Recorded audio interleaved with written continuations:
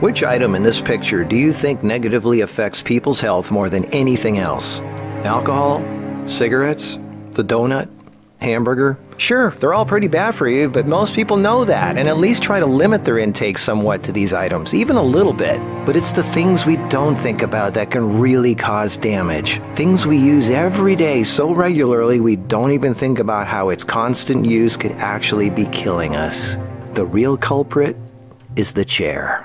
We were given legs for a reason. Most third world cultures don't even have chairs, and they walk an average of 10 miles a day. We in the modern world, on the other hand, spend most of our entire waking days sitting down. People go right from bed to sitting on the toilet, after which they sit at the breakfast table, then they sit in the car as they drive to work and spend the entire day sitting at a desk, only getting up to sit in the toilet and in the cafeteria. Then they sit in the car to drive and sit at the local bar for happy hour. Then when they've had enough of that, they go drive home and spend the rest of the day sitting in a comfortable chair watching TV before they crawl to bed to recover from all the physical exertion that day. And when people go out, they sit at a restaurant or a movie theater. Sitting all day is far worse for you than you might think. A 2010 American Cancer Society study following over 123,000 people from 1993 to 2016 found these alarming results. People who were inactive and sat for over 6 hours a day were 94% more likely to die during the time period studied than those who were physically active and sat less than 3 hours a day.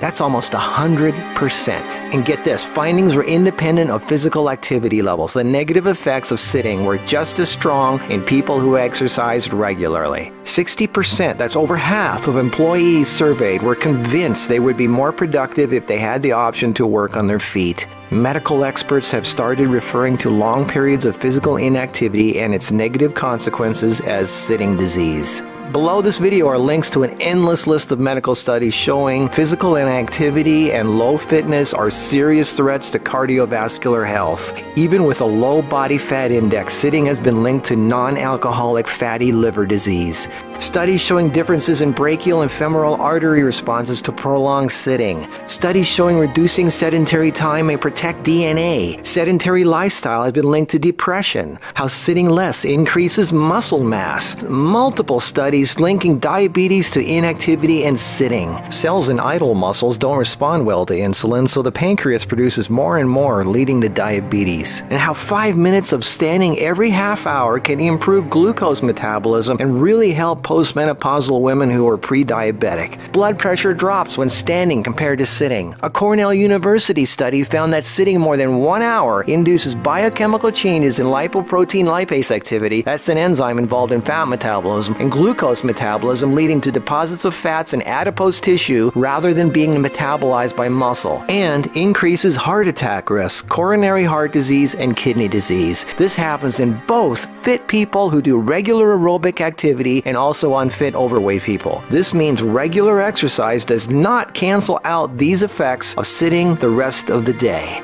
Sitting a lot is asking for trouble, no matter who you are. Another study at the University of South Carolina found that men who reported more than 23 hours a week of sedentary activity had a 64% greater risk of dying from heart disease than those who reported less than 11 hours a week. And many of these men routinely exercised. Cholesterol, blood sugar, triglycerides, diabetes, heart disease, and a number of health problems all became apparent. Studies have linked sitting to a greater risk for colon, breast, and endometrial cancers. Sitting for long periods of time can cause blood clots to form, which can travel to the brain, causing a stroke. Speaking of blood clots, lungs are twice as likely to develop pulmonary embolisms. Lack of physical activity leads to hypertension, high blood pressure, sleep apnea, snoring, compression of spinal discs, herniated lumbar discs. The Washington Post reported sitting a lot also causes leg disorders, varicose veins, swollen ankles, deep vein thrombosis, muscle degeneration, hip pain, and worst of all, a limp, sagging rear end because the glute muscles not only don't get used, circulation is cut off from the weight of the whole body pushing down on it. Medical News Today announced that our chairs are slowly but surely killing us.